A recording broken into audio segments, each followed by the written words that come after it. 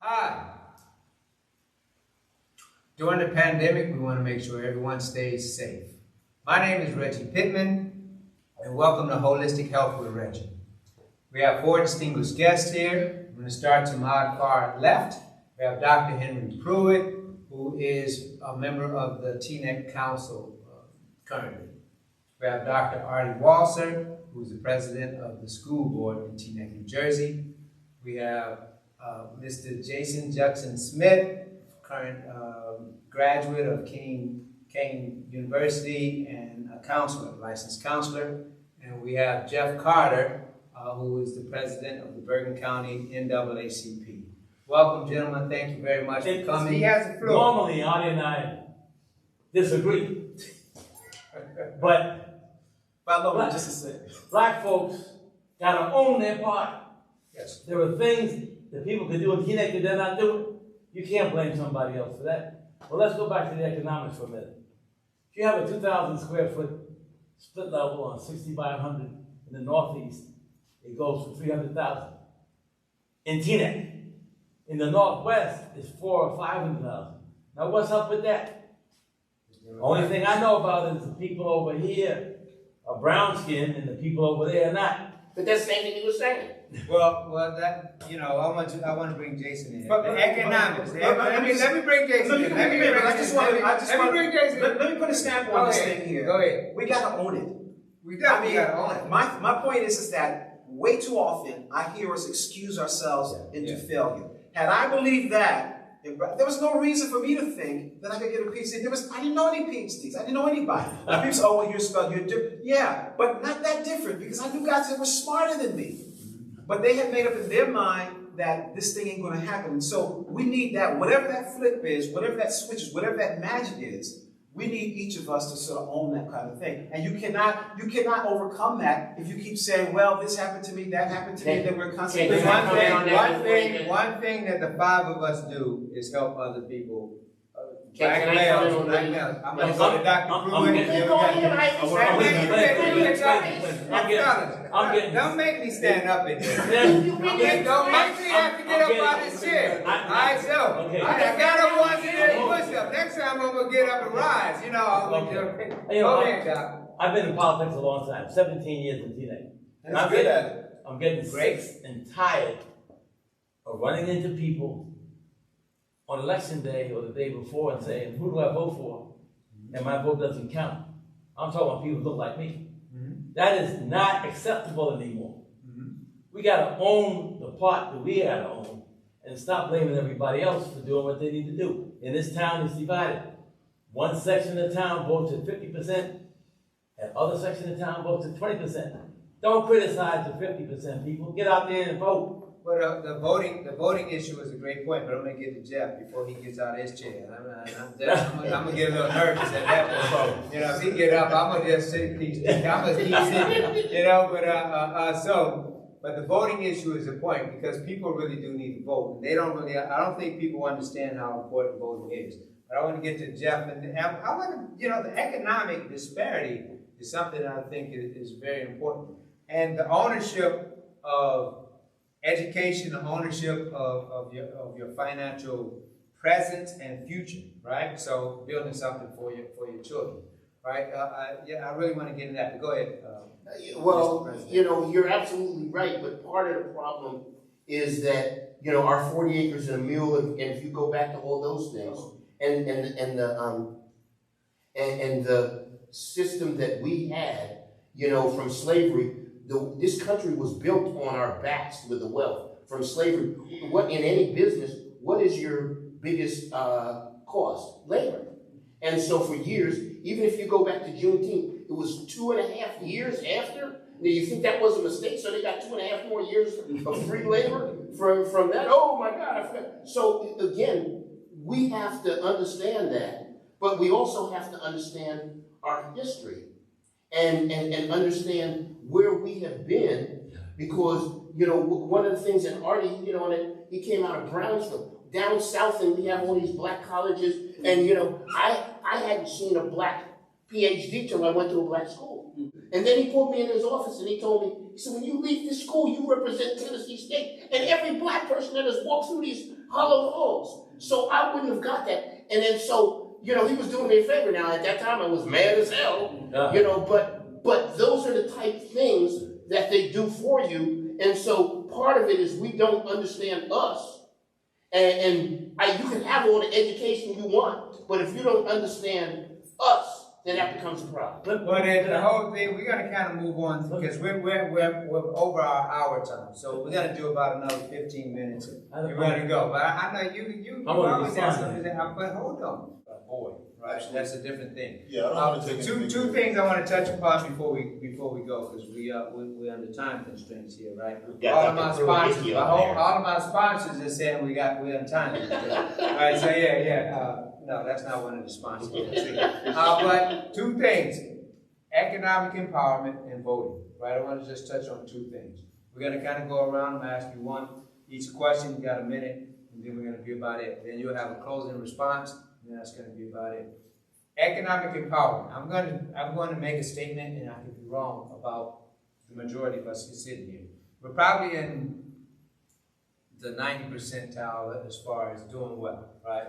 For me, I'm doing well, right? So I do music and real estate, so I do pretty well.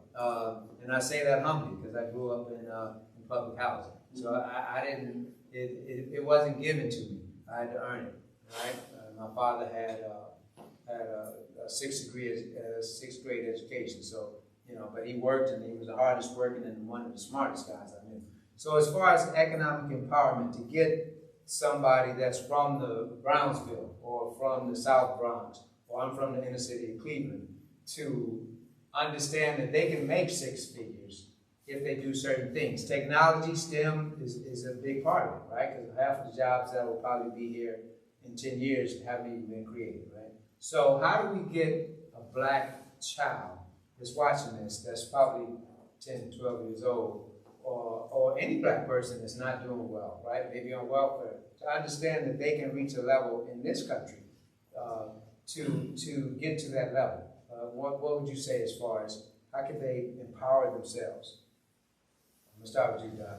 Did you want to say something else first? I want to say something else. I know you did, man. But you got 1 minute, man. You got 1 minute. I'm 30 seconds. This is very quick. You got 30. How you gonna put somebody on the time? You've been talking more than him. You let him Go ahead. I ain't still taking this time up. Go ahead. Now, you got the floor. Let me go back to slavery just for a minute. No, man. No, I mean, it's important. Slavery is very important, but you got 30 seconds. I'll take the academic empowerment in just a second. So he's already used 30 seconds. 1863, Lincoln freed the slaves of the states that were against America, against the Union. Slaves were not freed in New Jersey until 1865. We get excited about Texas. The people here in New Jersey were still enslaved when they were enslaved in Texas. But let's not talk about that. A lot of people don't even know that there were slaves up north. But that's a whole other thing. But that's neither here nor there. Let's talk about the economic empowerment. You can go a lot of places. I think that some of us have done really well. And those people who have done really well, some of them have forgotten from whence they came. And so they don't think it is within their capacity or willingness to reach out to some kids who are just coming up in school and try to help them to go through a way to make it as good as they can. I associate with lots of different people. You got 30 seconds. And some of them we're gonna vote for Trump, some of my folks, and some of them are maybe harder on us than we are on ourselves, than the white people are on us. It really is, black folks are not monolithic. They are very mixed up in terms of what it is that they want to do, what it is that they want to come from. And it's very difficult to make somebody who is looked upon by the white community as black look upon themselves, if they're economically well off, as having a responsibility for making sure that the kids that they come in contact with are doing well. Well, that has a lot to do with self-image and a lot of those things. But I'm going to bring that question to you, Dr. Walser. How can we, pull up the other folks that haven't seen, as Jason was saying, that haven't seen people that look like us that's doing well? How can we help them, even in this community? Well, I think that, Spike Lee had said this, that parents are like the biggest dream killers. And a lot of it comes out of fear. I'm an artist as well as a scientist, and I remember once meeting a black man who was an engineer, and I used to stop by him. We were actually building Harvard School of the Arts, a place where I studied dance and theater, and I used to stop by him on my way to City College. I was an undergraduate at the time, and we would talk, and he was very pleased I was going to engineering school and stuff, but then when I told him, well, after I get my degree, I'm going to go dance, he said, no, don't do it.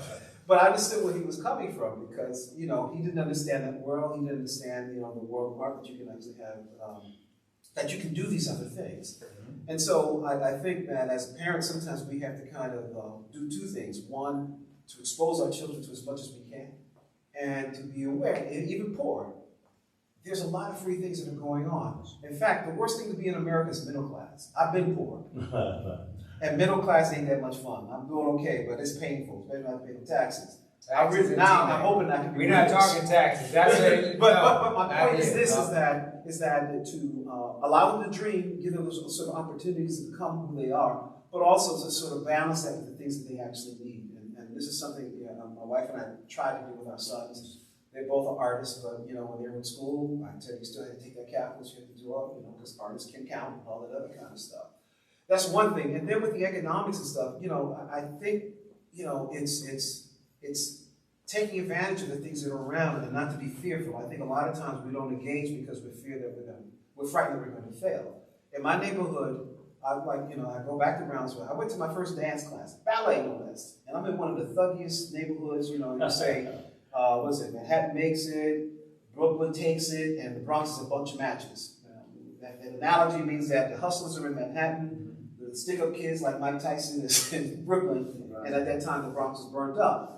And, to leave my neighborhood and to go all the way up to Harlem to go to a dance class, that's a leap of faith. And that's the thing that we have to kind of help our kids to take that chance. And I want to take it back to, to Tulsa, Oklahoma. Real quick. Yeah, no, it's related to this, that they did both things. I'm sure it is. In that town, without white folks, they had doctors and lawyers, they had their own economic base, and that the they had everything you could possibly.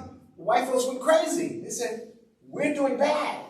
Yeah. And what the niggas are doing well over there, I'll use the nigger word because that's what they said. I heard that word. They moved it over and they burned it down, because they couldn't take it. Why does black man have a baby So grand? that can happen in the early 20th century, with no technology other than what was then there. I don't see why we can't make that happen here in T-Lake. That was 100 years ago, right? Yeah, there's about 99. Real quick, it was 100 or so years ago, and the point, I agree with you. But I was going to ask a thing about when you said something before I go to Jason about about desegregation, right? Because I went to a school that was 99% black in Cleveland, in the city of Cleveland, right? The following year after I graduated, they bused everyone. And those people in my neighborhood didn't have the same type of education, even though they went to a white school. We had a community. I was in the band. I'm an artist, as you all know. So when we left school, we still had our community. When they left school and getting bused, they didn't have that same community. So most of the ones that I know that are a few years younger than me, didn't feel that busing helped them as far as the community. It kind of broke up our community. But it helped them as far as desegregation. So, you fix one thing, you break something else. I think I would have been devastated if I had to be bused. It wasn't voluntary. But I want to get to you, Jason Smith. What, as far as economics and how to bring other people up and those things? And we're not doing the minute thing. Go ahead. He blew that out the water. I know, man, and you took it to another level. But go ahead. When we talk about Black Wall Street, it's 2020. We have cryptocurrency. We have Forex trading, we have all these different things. We can have Black Wall Street 100 times over. I think it's important for us to educate ourselves. There's so many different ways that we can make money, and it doesn't have to be just everyone has to go to college.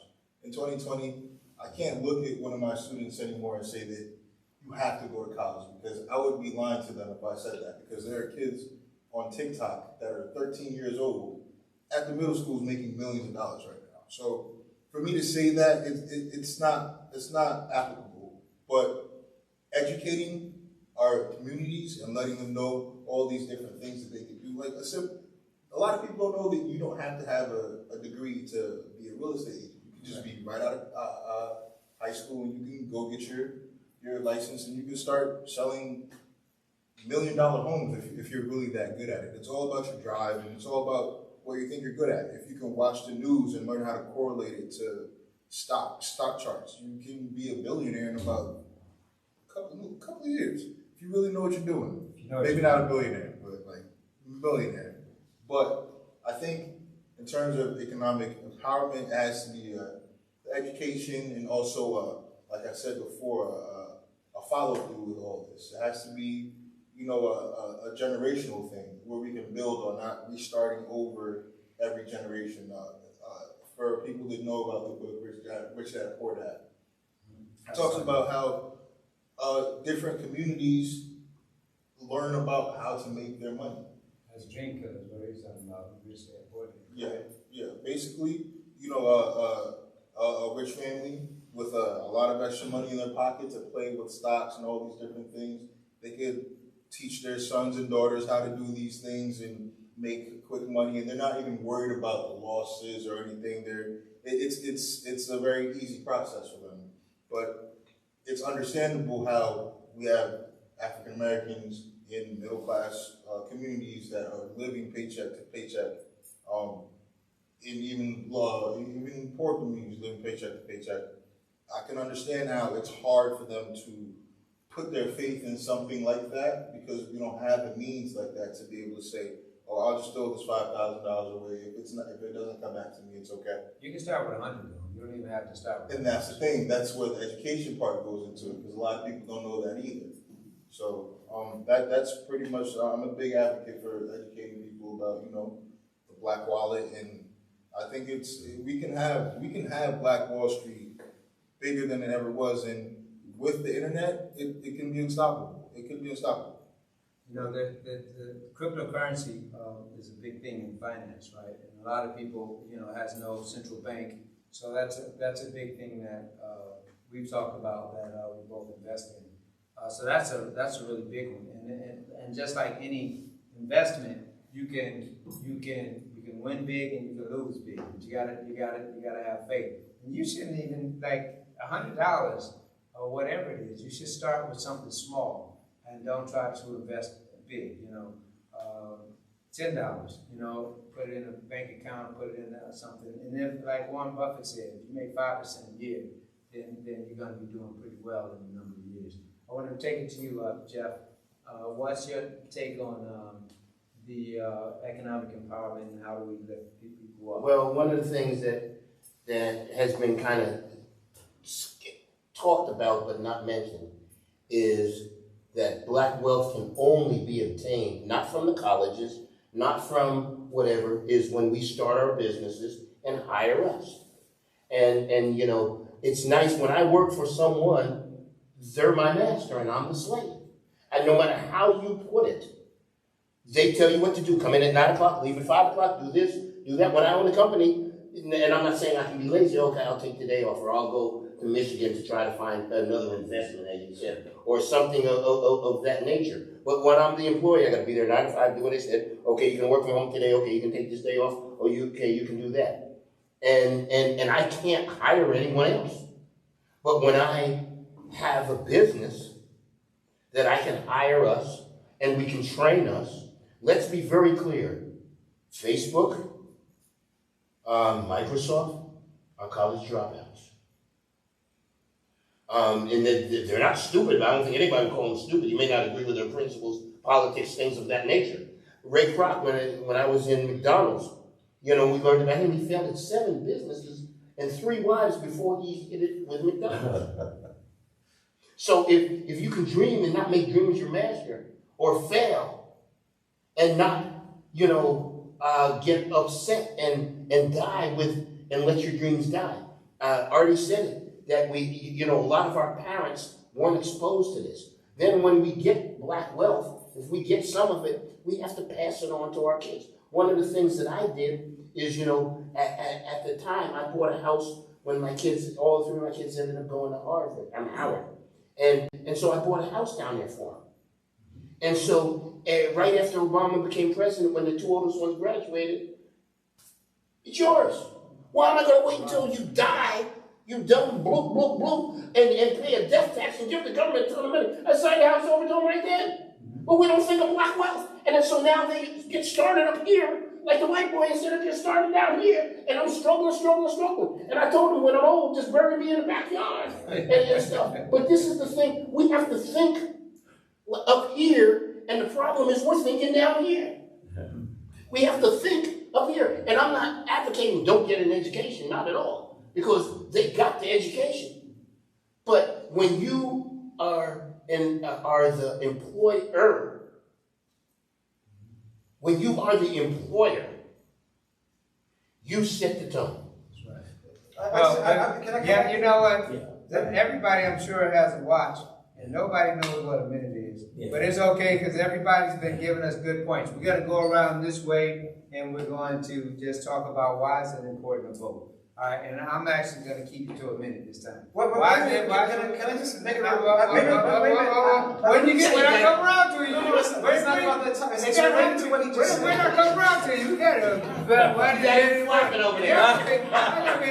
We're going to be here. It's going to be right. It's going to be not act up. Then go ahead. Let me talk. Exactly. Because I'm voting.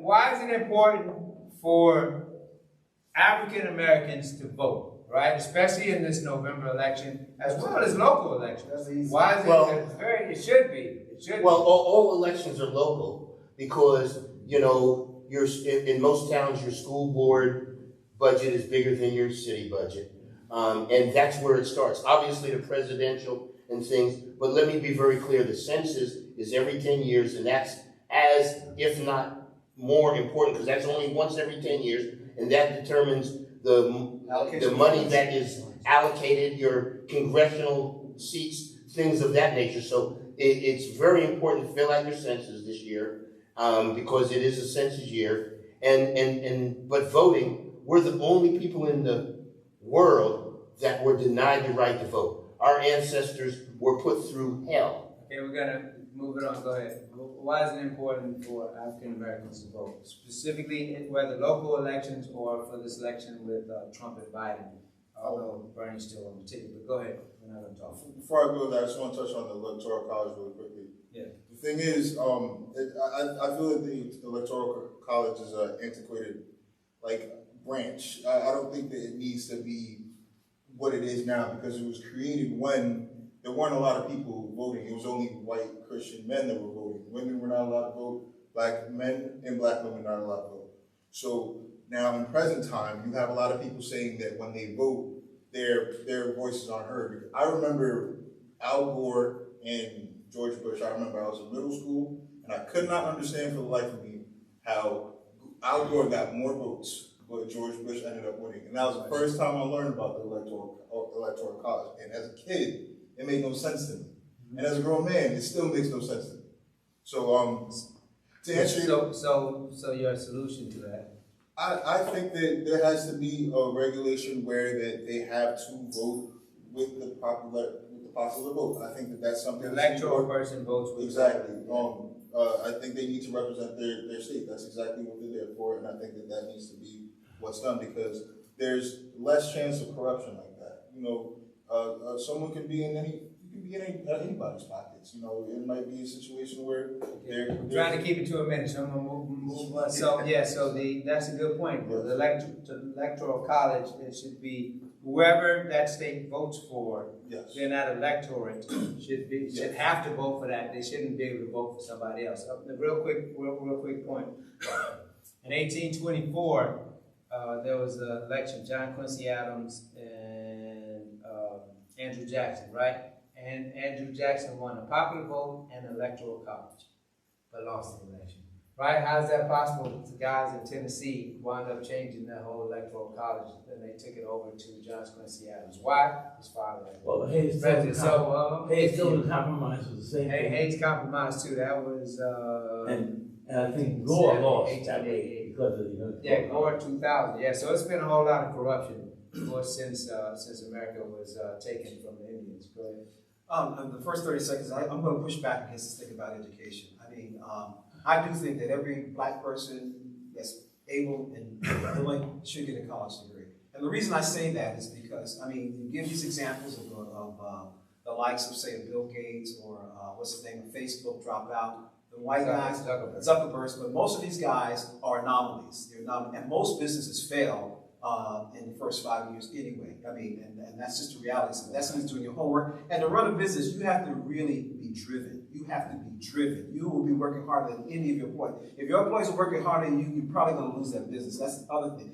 The other thing, too, is when we look at the numbers in terms of a number of black men going to college, it is so bad that the City University of New York has a black male initiative where they're doing well, I won't say everything in their power, but the effort is to get black men to go, men of color to go to college and graduate.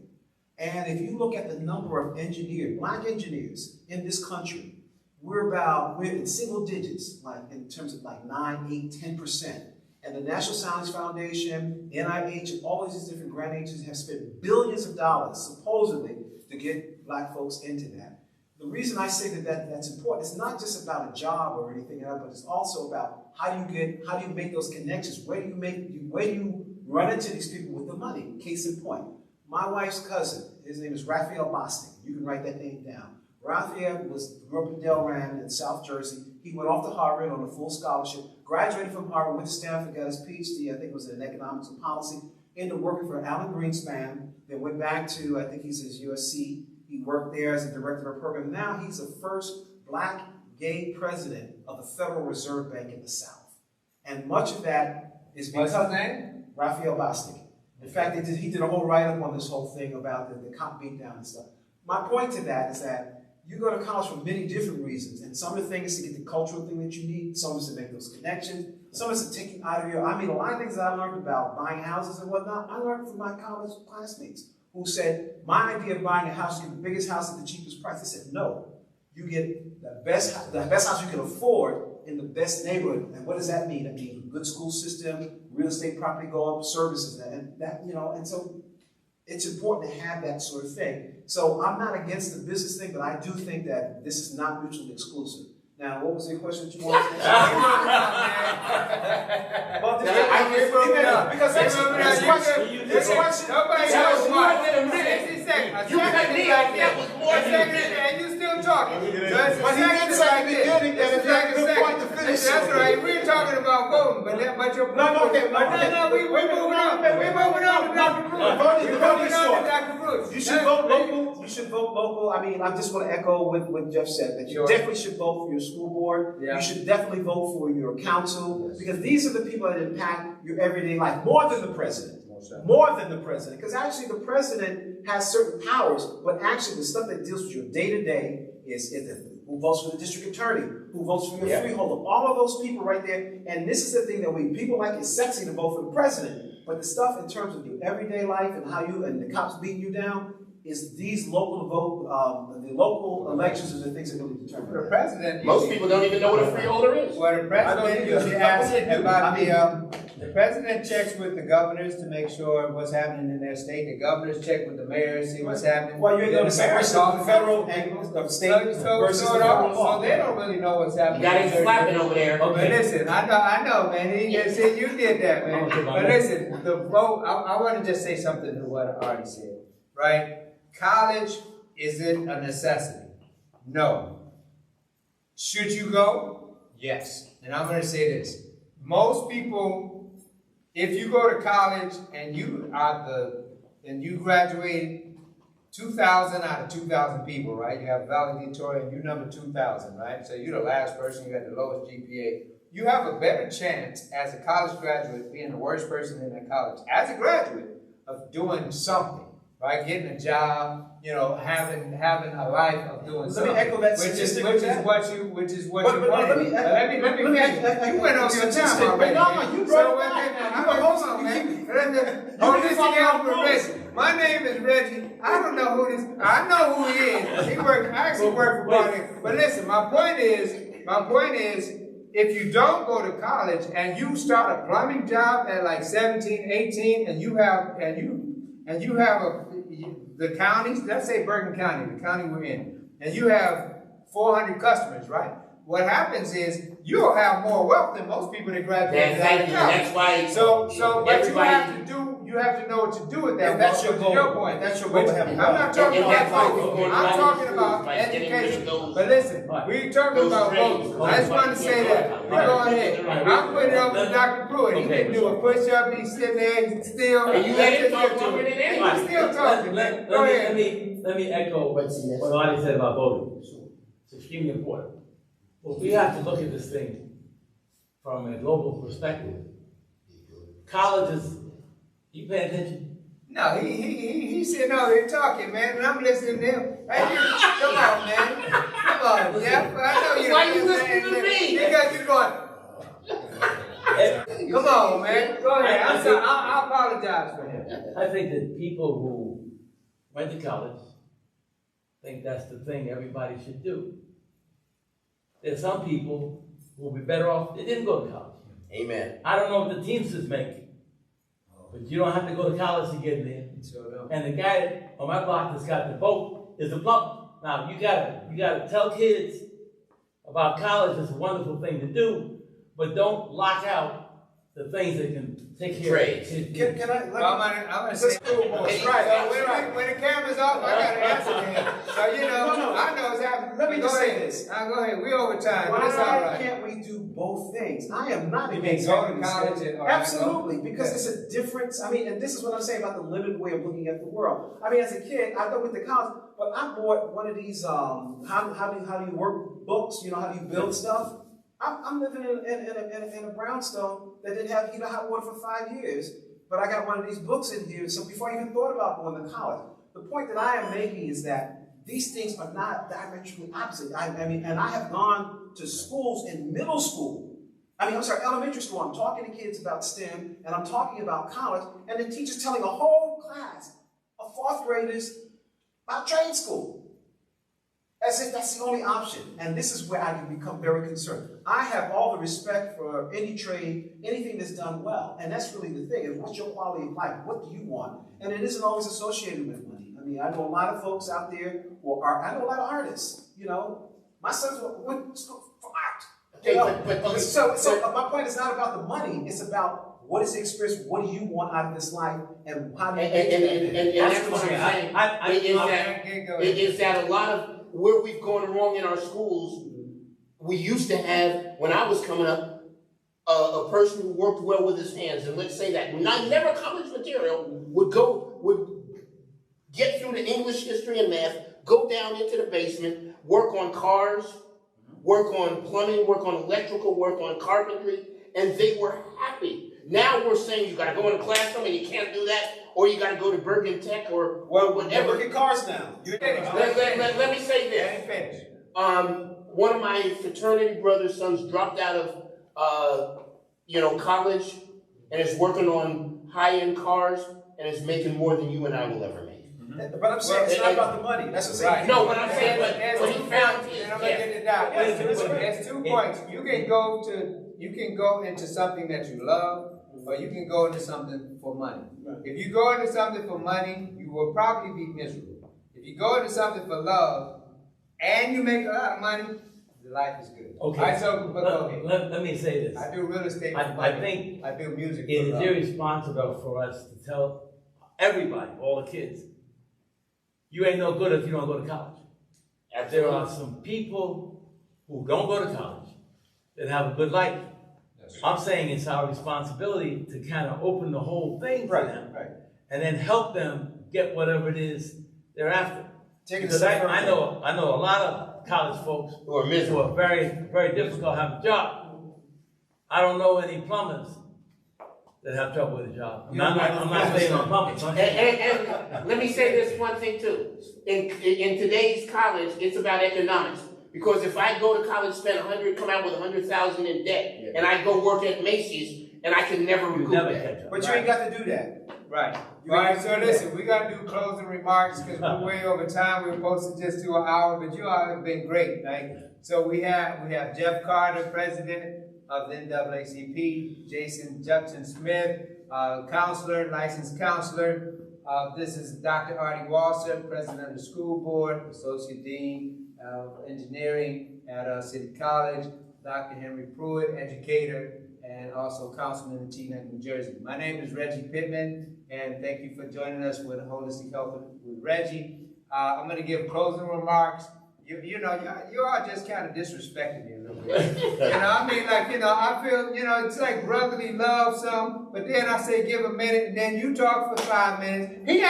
He just graduated from school, so he don't know he can be disrespectful. But you are showing him a bad example of time management. You're right. So what I'm saying is, we're gonna do this. I'm standing up. We're gonna do this where everybody gets 30 seconds. Give me 30 seconds. Everybody gets 30 seconds. Hold it up so they can see it too. And then you got to give a closing remark of what a person should know in order to make their life better. The African American man. Say that. Ask the question again. I get it back to you when I say it again. 30 seconds. What you should do is believe in yourself, no matter what anybody says. Believe in yourself. And never let anybody tell you you can't succeed. Thank you. And we're speaking to African American males primarily. I would say take some time to get to know yourself, what you're good at, what you're not good at, your strengths, your weaknesses, and also take risks, especially if you're young. If you're young, I advise you take risks. If it doesn't work out, you're not that far from where you started in the first place. So. Thank you. I'll take the words from the bard, the white bard, as opposed to the black bard. To thy own self be true.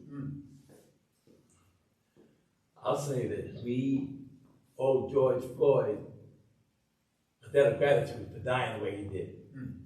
Because as much as we like Obama and other people who come before us, more things have happened in the past month to help America become the dream that they claim they are, that has happened in years and years and years before.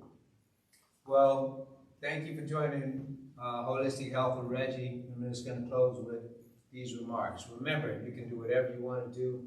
Just believe, because one thought can change the world. Thank you. Have a good night. Thanks, Dr.